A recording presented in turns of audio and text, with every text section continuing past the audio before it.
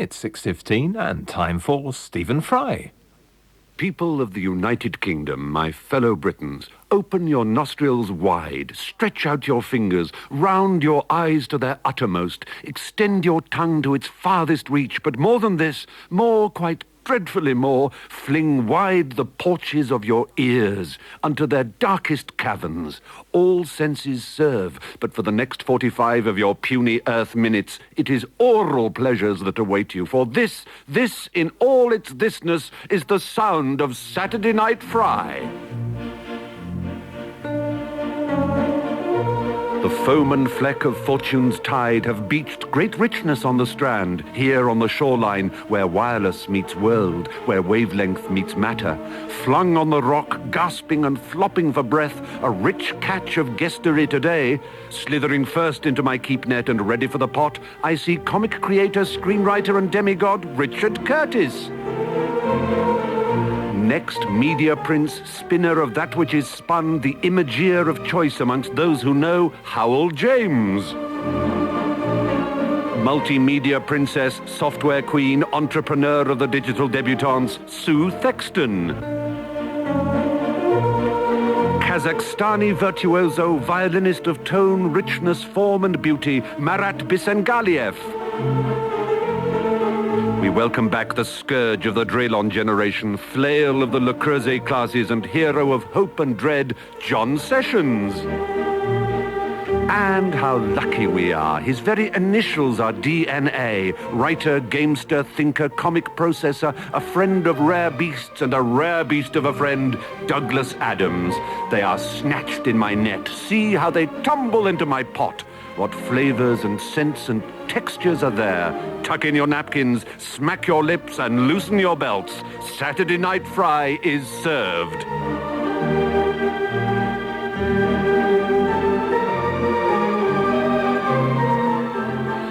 And as the mighty Wurlitzer of Roy Wootton and Bob Barrett playing Over the Waves fades away like a quite terrible smell, this is Stephen Fry welcoming you to what will be.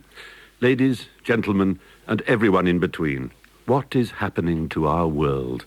Once it was knowable, safe, ordered, snug and secure. A Bakelite handset weighing 4.5 pounds connected you to the village exchange. Mrs. Municipal delivered eggs, and the glowing coals heated the front of Mummy's legs as she sat sewing and you knelt by her, listening with Mother. Jack DeManio was precisely your friend. Sunblessed was good enough. Constipation a small price to pay for certainty. Lemongrass was a contradiction in terms, and it was more than water at a pinch, soda water siphons otherwise. Home and colonial, the tarry smell of Vosine, so emphatically not formulated and controlled by Laboratoire Garnier Paris. A good canister of Vim, Daddy's wrist on the wheel of the Wolseley, and as you whoosh down headfirst on the slide in the park, only the click of your buttons on the metal of the chute, hot in the sun, and the quack of the ducks, soon to be fed with soppy crusts of sunblest, invaded your ears. Wooden tops and Christopher Trace, snake belts and Atco lawnmowers in the sun-blessed garden of yesterday. What went wrong? Oh, what happened? Push the genie of progress back into the bottle of innocence. Video streaming, UK Horizons, ISDN. This is Sky Movies Gold. Hot desking, Shockwave, Netscape. Postscript 3, Sunrise Billionaires, fax. The email of the species is more deadly than the mail. Web, PDA, PCM, CIA, companded bandwidth, 56K flex, digital ready, plug in and play, www.tesco.shoppinglistwedeliver.co.uk, pay-per-view, paperless office. Communication is power. It is IT, information technology. Once we had space to drink cider, now we are tetra-packed into cyberspace. The barbarians are at the gates. The barbarians are the gates. Bill Gates. Yet I love it. I love it, the whole mess and nonsense of it. Could I live without it? Technically, of course I could. Do I want to? No. I am more powerful than Louis XIV. So are you. In a second, I can find things, know things, communicate in a way that he, in all his pomp and power, never could.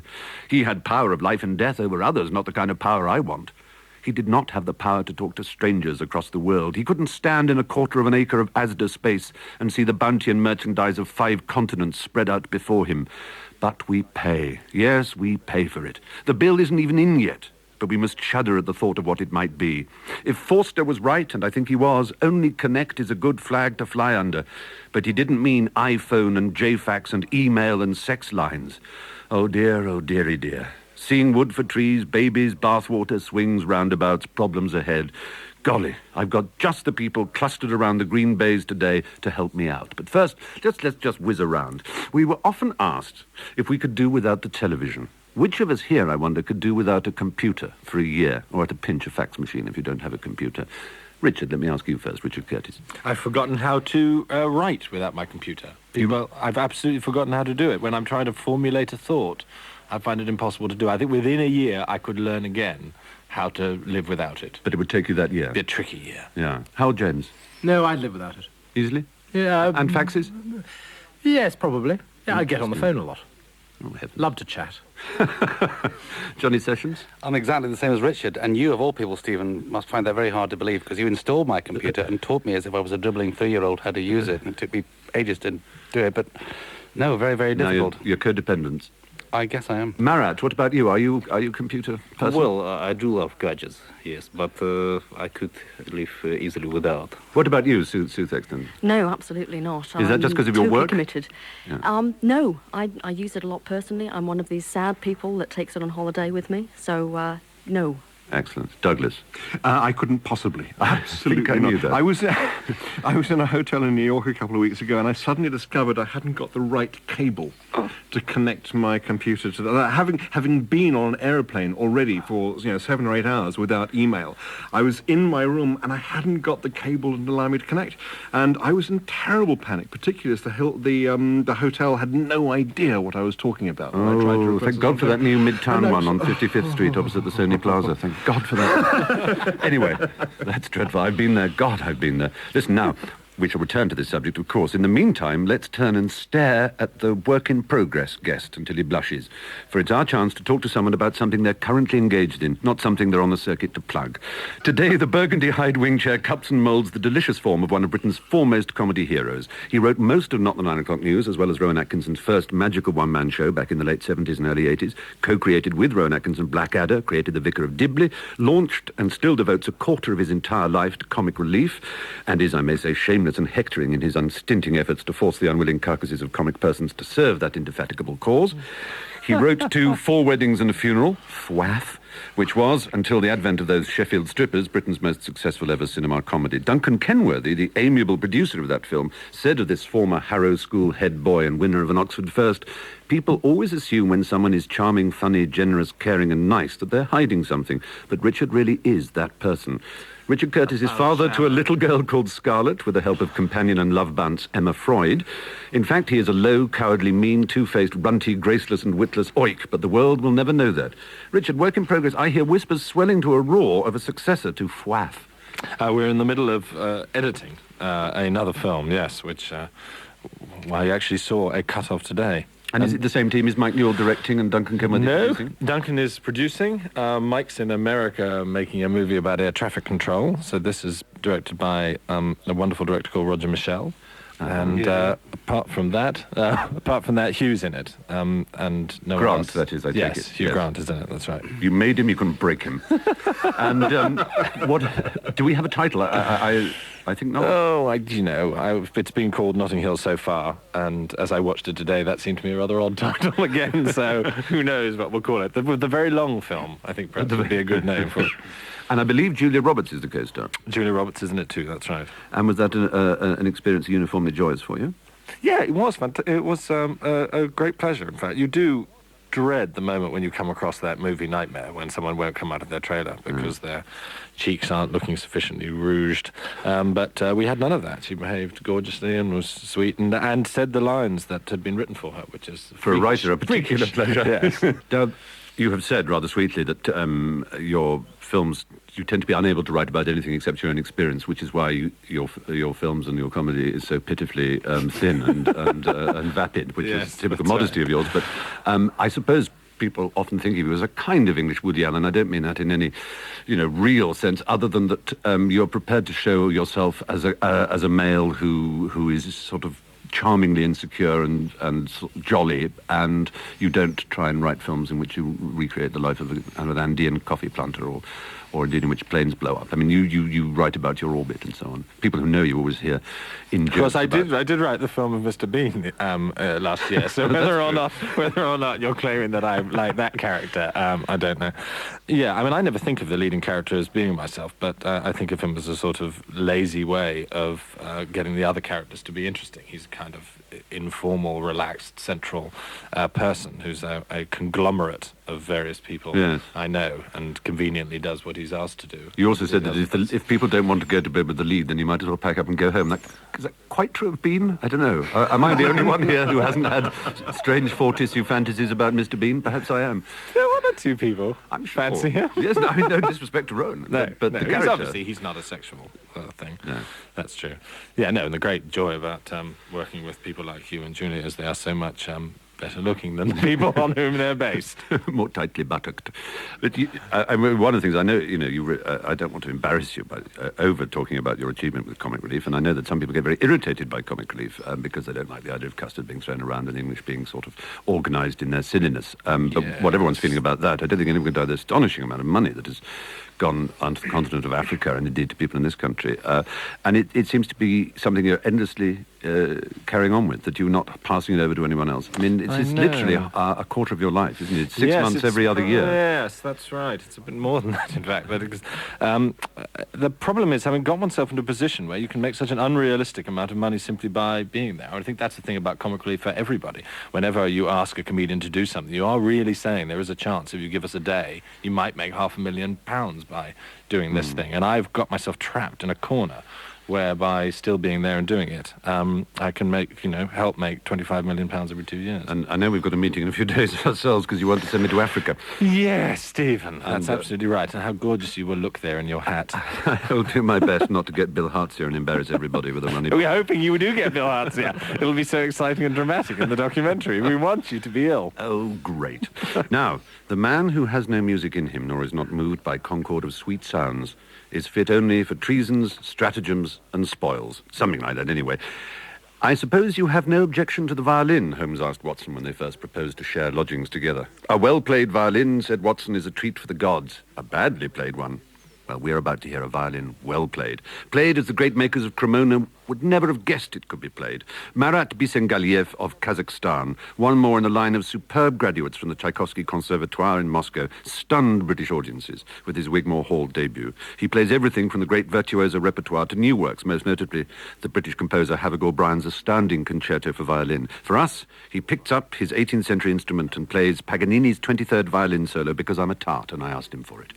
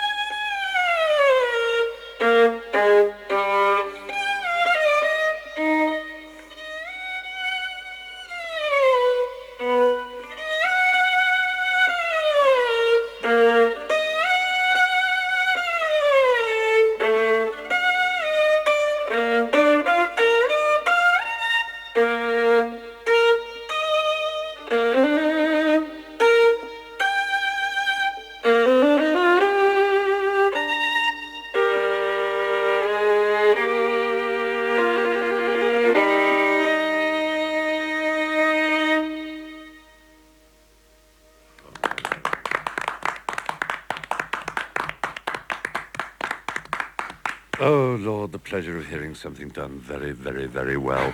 And we turn now with equal pleasure and equal delight to John Sessions, a man recently described as possessing the wit of a Max Beerbohm, the panache of a Cecil Beaton, and the social flair of a sodding warthog. Johnny, you've been turning your attention to this problem I was delineating earlier, communications, internet, email, and associated howdy-do's. I understand that some of the legends of British theatre have been brushing with cyberspace. Oh, work, please. No, this is unbearable, Alec. I'm just going to have to revert to my beloved Parker 51 and a friendly sheaf of monogrammed vellum. This machine is infernal. I can't get it to write anything. It just sits there looking at me, hating me. It doesn't hate you, John, but it is a toaster. Now, over here is your spanking new Macintosh. Now, it's very simple. Let me guide your hand. Oh, no. Take the mouse, and so... point and click, point and click. Oh, you make me sound like a flamenco dancer with a deficiency of breathing. Your fingers must indeed dance, John, but to the music of Macintosh. Unless, that is, you'd rather sashay along the stony path of IBM. Oh, Alec, you've never been the same since you did that film with all those terrible Daleks and Triffids, that starfish thing. That Star Wars thing, John. But an even greater galaxy of possibility and illimitable application lies beneath your fingertips. Now, this letter you've written. Dear lovely people at the gas board, my oven has become fearfully peculiar. Please fly to my aid. Bless you, Gilgood. A beautiful epistle. Now, we're going to send it by email. There. I have also left you my email address, so that you can communicate with me in London at any time you wish. My address is alec.piousobserver of principal feast days. Please retain the mass in the original Latin. And here is yours, John. John G. Used to be splendid in Plantagenet hats. Not averse to touring, but only the home counties. Gossip, yes. Philosophy, no. Now, I've also arranged for you to be on the net, the World Wide Web. Oh, it all sounds so ghastly and spidery. The net is not at all spidery, John. Although one must always be vigilant against bugs. Bugs can cause havoc with the neo-divine order bequeathed by the microchip. I know, let's access Larry's website. Oh, it would be just like Lawrence to be in a web. Oh, but Lawrence is gone. Ralph, too. Yes, gone. They have all gone into the dark. The vacant interstellar spaces. I'm sorry. Eliot's quartets are always with me. Yes, they're gone, John, but not forgotten. There we are, Olivia's website, his other shrine, in all its ubiquitous splendor, immanent like our Maker, and like our Maker, accessible to all believers. Oh, what's happening?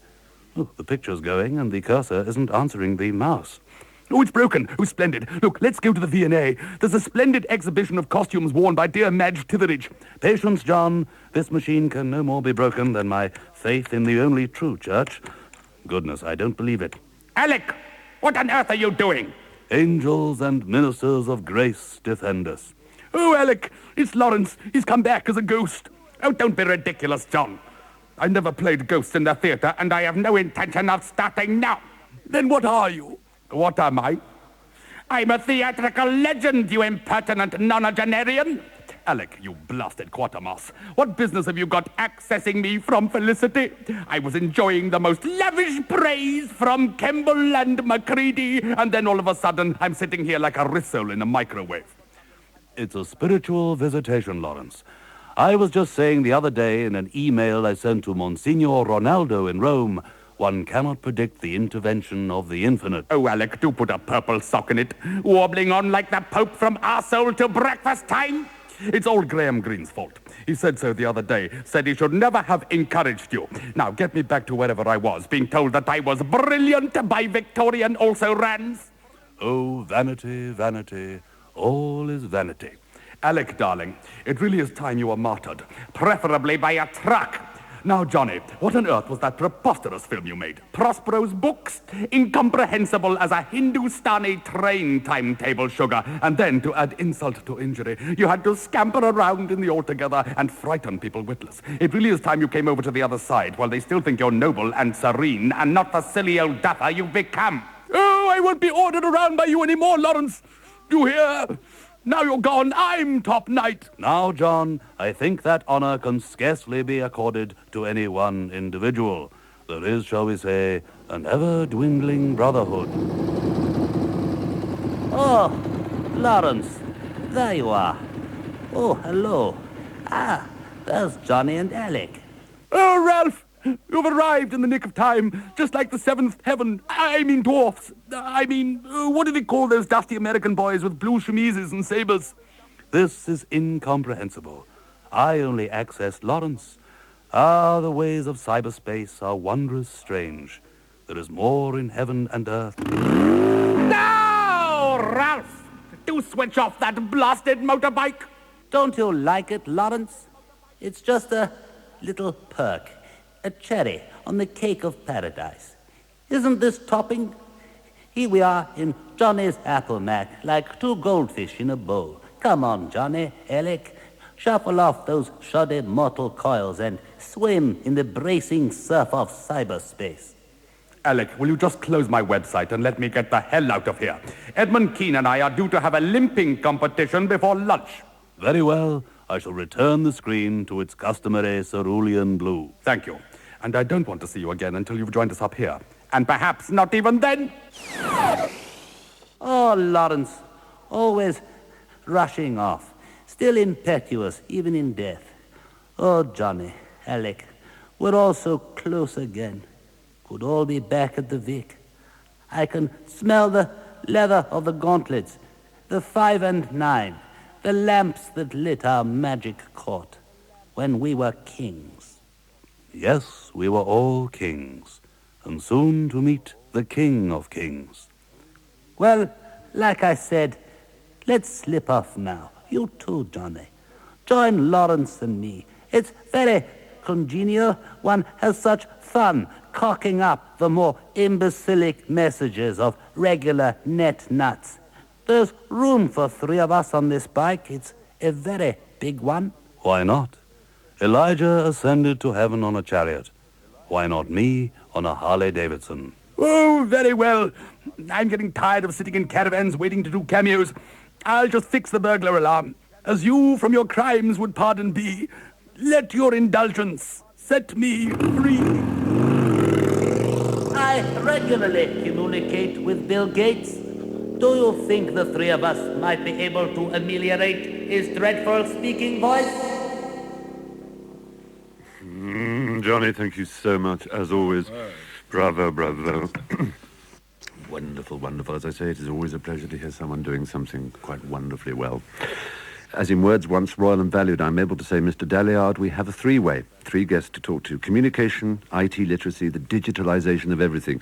The convergence of television, music, radio, internet, computer, fax and telephone into one binary language offers astonishing powers and possibilities. But to whom? To us? Or to BT, AT&T, Cable and Wireless, Mr. Gates and Mr. Murdoch?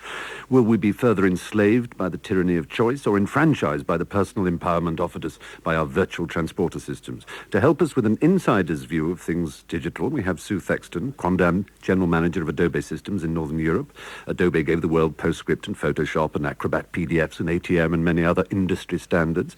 She is now, no more, I promise, of too much jargon, she is now UK Managing Director of Macromedia, familiar to any Webster as creators of Shockwave, one of the few browser plugins that you really need. But what of communications as spin doctoring, image creation and news controls? Blimey, there's a handful. To help us with that side of things, we have Howell James, who has worked in advertising and public affairs for John Major, Cable and Wireless, and the BBC, whither he has returned to overhaul its publicity machine through his company, Brown Lloyd James. For a sane overview, did I say sane? We have Douglas Adams, author, of course, of Hitchhiker's Guide to the Galaxy and therefore canonized on this radio station as of right, the first man in the UK to buy a Macintosh and the second man in the UK to buy a Macintosh. I was the third.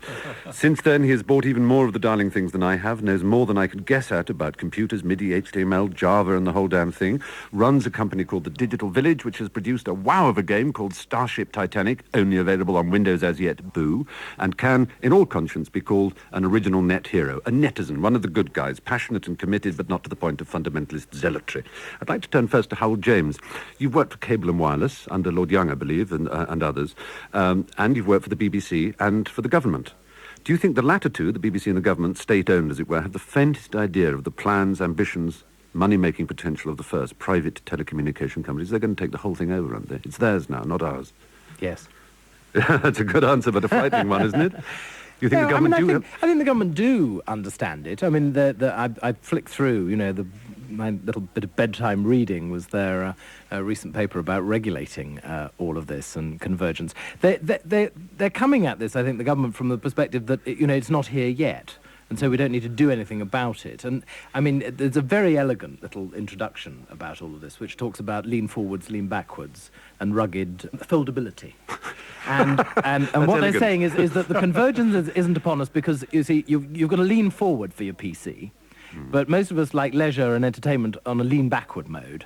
You see, I'm a lean backward person myself. I mean, I love the net, and I love playing on it, and I love being on it. I watch people who are much better at it than I. But it's not something I have become completely kind of, sort of enthralled in yet. Now, Sue, as someone from inside the industry, it's in your interest, obviously, to get everybody to be on the web all the time, because a lot of your business is in things like web plugins and so on, and in creating industry standards for web use, and in order indeed to convert television in the web quite specifically, video streaming and all these other things I believe they're called. Do you ever stop to think, do you have kind of, as it were, philosophy moments with yourself or with your team where you think, actually, what are we really doing here? Are we just being sucked into the maws of something bigger than us, or can we control it in a positive way, or can we step back and look at it as we're doing it? No, I mean, I think it's something that we do spend a lot of time actually thinking about, and we meet people all of the time where we're trying to sort of talk about some of the better experiences that you can have on the web, to look at some of the interesting sites that are out there and the real benefits that can be gained from it, as opposed to always focusing on the negative stuff, which is often what a lot of the media tends to focus on. You mentioned also that, the pornography. But there are some great opportunities, and, it is very important that I think we, as part of the industry, do have a responsibility of trying to open up that wonderful world to as many people as possible. There's bottomless good cheer here, Douglas Adams, and both Hal and Sue seem quite sort of, chipper about the whole thing. We're not good at predicting the future. We never have been as a race. Do you think we can really know what's going on? Well, it's very interesting that the computer industry, which is more than any other industry focused on the future, was the one that didn't spot that the end of the century was coming. Yes, quite. The Millennium Bug is a very good example.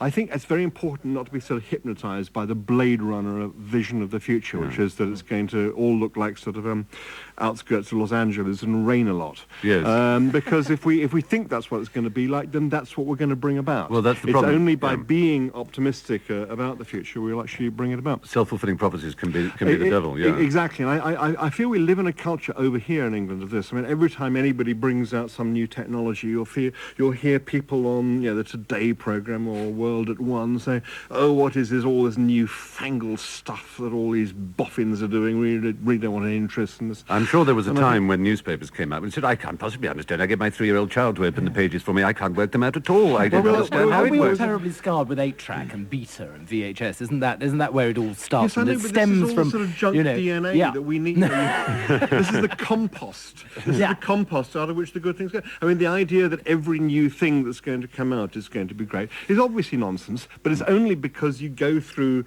10 iterations of stuff that is rubbish that you suddenly get something great. And what's interesting about, if I can just interrupt this, Douglas, sorry, is about the net, whatever that means, its world of internets and other such communication, is that it isn't an object. It isn't an object invented. It's sort of an organic growth. I mean, you can take that too far. But sometimes people said to me, especially in the early days, well, what use is it? It's much quicker to look in a book. And I can get this quicker, and it's not, and that's asking the wrong question of it. It's like saying, what use is London? It takes me ages to cross down to get to the British Museum. Well, yes, it does, and it's got slums, and it's got Soho and prostitutes, and it's got nasty people living in nasty areas, and it's got rich snobs living in other areas, but it's a city, it's alive, and the net is like that. It is not something that you use a resource or a tool, is it? There was a British Home Secretary who said about the telephone that it was all very well for the Americans. They'd probably take to this very, very well, but here in England we had so many office boys that we would never actually need it. Tell us about the Mayor of Boston, who made another prediction. The Mayor of Boston, who were being shown a telephone. I mean, he was the other side. I mean, he really felt this is tremendously exciting, and he said, call me a fool, call me anything you like, but I will make a prediction, which is that one day this fantastic implement. One day there will be one of these in every single American city. So, we never ever get it right. But I think it's tremendously important that we learn, we think about the positive things that we can do with all this technology, because it's coming anyway. It's very It's dangerous coming that anyway. people are going to put too much on it. That it's going to find, the weight on its shoulders. There's so much expectation. We read so much about, the convergence, the benefits, the information, the access, the empowerment that Stephen was talking about earlier. I mean, can it take this huge burden of expectation? It's rather like and will it create a backwash? It's like the utopian idealism that was put upon television and indeed wireless when it first came out, was that it would inform and that it would make people wiser and better read, and all the adverts on American television for America Online and things show little children with encyclopedia type things looking up cheetahs and so on. And in fact, we know that really that's not the way television developed, although we have learnt a lot from all kinds of programs. I think we'll find when we go downstairs, downstairs or upstairs, I can't remember, we'll find in the lobby of Broadcasting House still that motto of the BBC, which is "Nation shall speak peace unto nation." No, it doesn't quite happen like that. Technology doesn't make you better. But at least Only nation we shall can speak unto nation is one thing, even if it's not peace. Yes. But I do think even if technology can't make life better, it can consistently and continually make life much, much more interesting. Yeah. Oh, I think it's going to make life hugely interesting for your average political spin doctor. But Sue, is it going to create an underclass? I mean, at the moment, I believe 7 million in this country are on the net in some form or another. Mostly, the majority are 35 male and reasonably prosperous. Very small percentage above 55, I think about 7%. And when you look around the rest of the world, of course, it's used as a lifeline politically in places like China by a small number of students and dissidents and so on. But just as in anything else, the poor gets poorer in the information economy, as it were, and the rich gets richer. And a bloody shame, as they used to sing. Well, there's certainly a lot of talk about this supposed digital underclass, but, basically, there is a huge amount of growth going on here, and gradually more and more people are going to becoming far more comfortable using the technology and able to get access to the technology as well, which is a good thing. But, you were saying there that the stereotype, really, of a typical user at the moment is this sort of 35-year-old male. There was a recent survey by KPMG, which said that currently in Britain, 31% of people on the web are women, which I found a very surprising figure, but I was delighted to see that it was as high as 31%. But that is increasing far more than the sort of take-up of There's men. always a danger of using statistics like the drunk uses a lamppost for support rather than illumination. But it's good. That's good. That is a good positive thought. Now, Hal, you made some point about it helping spin doctors. I mean, some of us had the vague hope that it might hinder them because it's no longer that they're in control of information. Well, I think it's going to make their life very interesting. It's going to put some of them in intensive care because there's going to be so much. I mean, the whole process of political spin is about managing different time sections of the day. I mean, this sort of started in 87 during that election. I mean, it was brought to its kind of absolute height in 92 and 97, where you take chunks of the kind of media agenda, the breakfast period, the mid-morning, the lunchtime, the late afternoon, the evening, and you feed them. You feed this voracious media animal with something. You give them a big interview, you give them a speech, you give them an article they can report on, you float some sort of policy initiative, whatever it is. Now, I don't see how spin doctors, as they are trained today, are going to control something like the net. The net is going to come at them, and it's going to come at them in both a kind of controlled way, which is that, the kind of legitimate sources of information which are going to be rolling out and churning out, all the time. It's also going to come in an illegitimate way, which is you're going to have these wonderfully playful people who are going to put up these notice boards and are going to promulgate all the wicked and terrible tales that run around kind of Fleet Street newsrooms and run around political parties during an election. And they're going to be suddenly up there, and they're going to be legitimised by being up there. And indeed, sub judice laws, for example, like meaningless on the web. I mean, when, for example, the Rosemary West trial for a time was sub judice, and one could read about it every day on the net, but because it was published in Canada or America or whatever. No, people are going to have to throw their hands up and just kind of go roll with it, I think. Hal, one of the things that interested me, I won't get too indiscreet here, but your oppo at the time of the last election was Peter Mandelson, of course, who did well. But I remember, not that long before the election, showing him his first ever website. And he's the man who is generally regarded, perhaps wrongly, as being the sort of modern spirit of spinning and media control. And he went, oh, that's rather wonderful. What does that do? And let's have a look at the Labour Party one. And there was we eventually found one with a few roses stuck on it somewhere, and a list of all the Labour MPs, 3 of which actually were kind of highlit in the text because they actually had email addresses, and no more than that. And then we turned to the Conservative one, and there was a thing of John Major speaking to the people, and it was actually Very much nice it was much better than the Labour Party one, which was rather surprised. And he was making, trying to make some point that every great telecommunications advance had been made under Conservative governments and not under Labour governments. But get them in when you can. But, yeah, exactly. But it astonished me and continues to astonish me, and I don't mean you to be indiscreet here, the really quite extraordinary ignorance of politicians when you meet them on subjects like telecommunications. They make grand claims about internet for every classroom without really knowing what an internet is.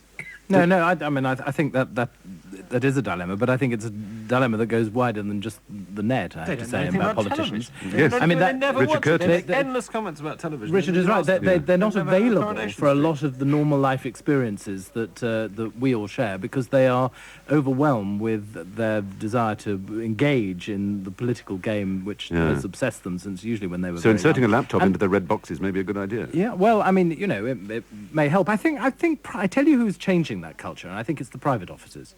And I think, lots of young, bright people in the civil service and young, bright people within the political parties who understand and know the power of this and are bringing people to it. So I think it's happening. I wouldn't be too bleak about it. Excellent. Well, thank you all very much. I don't know if anything's been decided, but it's been lovely listening to you. Nice people, good people. Richard Coles, our occasional regular and musical pasticheur par excellence, has been thinking about what lessons can be drawn from our rapid movement musically into an era of telecommunications. Well, if we've learned one thing from the communications age, it's that of the heap of broken images which comprises our fragmented culture, no pre-Einsteinian spatiotemporal manifold can now be made. Oh, and that just because Carol Vorderman can tell the difference between a vowel and a consonant, it doesn't mean she's Simone de Beauvoir. But where did this fracturing, so characteristic of our time, occur? I reckon it was in France, that crucible of revolution, probably around the turn of the century. So it was to the music of that period I turned. And what a cracking idea that was, because encoded in the piano music of Satie, Poulenc and Debussy, concealed within the impressionistic colours and faux naïf formalisms of these three, I found some extraordinary passages which seem to prefigure and anticipate the sounds of our own age, truly signature tunes of cultures in crisis.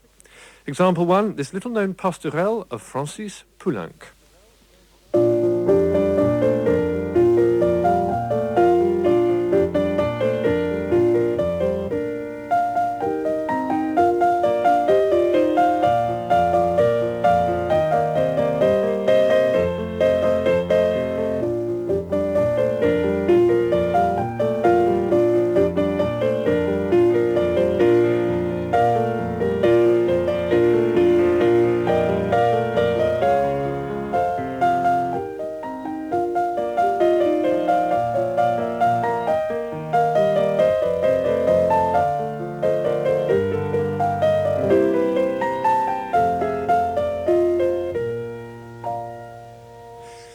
Yes, mesdames, messieurs, it's intertextuality, and it's on the Rive Gauche.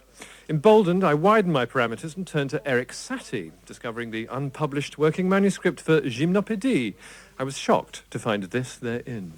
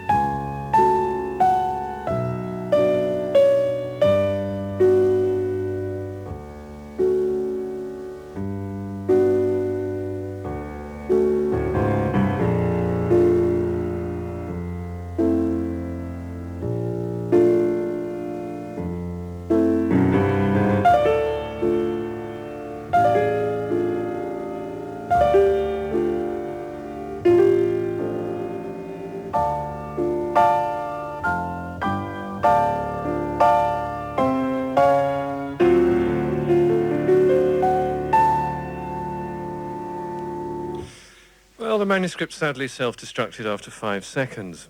But what about the music of Debussy, the giant of French pianism before the First World War? Could evidence of future cultural trends be found in the dense, ironic textures and fluid, flexible lines of the hydrocephalic Parisian?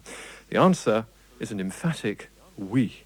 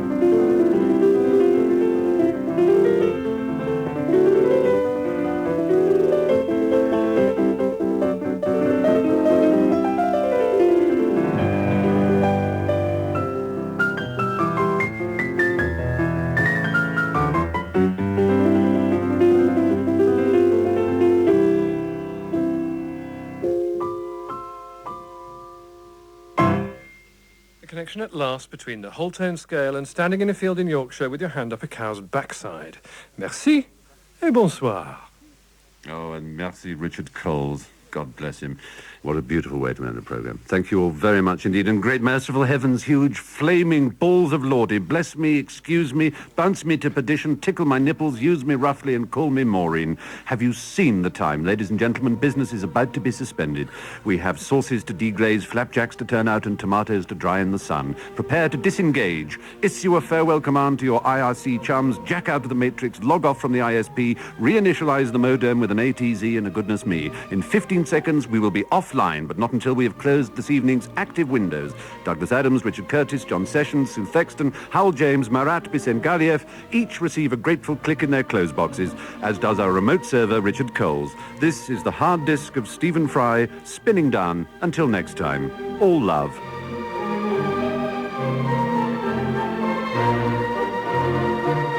Bye-bye.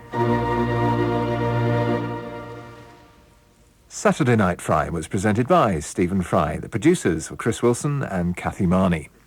Ordinary household fixtures have the potential to become witty and sometimes quite threatening artworks. And in the Edinburgh Festival, that potential's been realised, as Saturday Review discovers in a couple of minutes.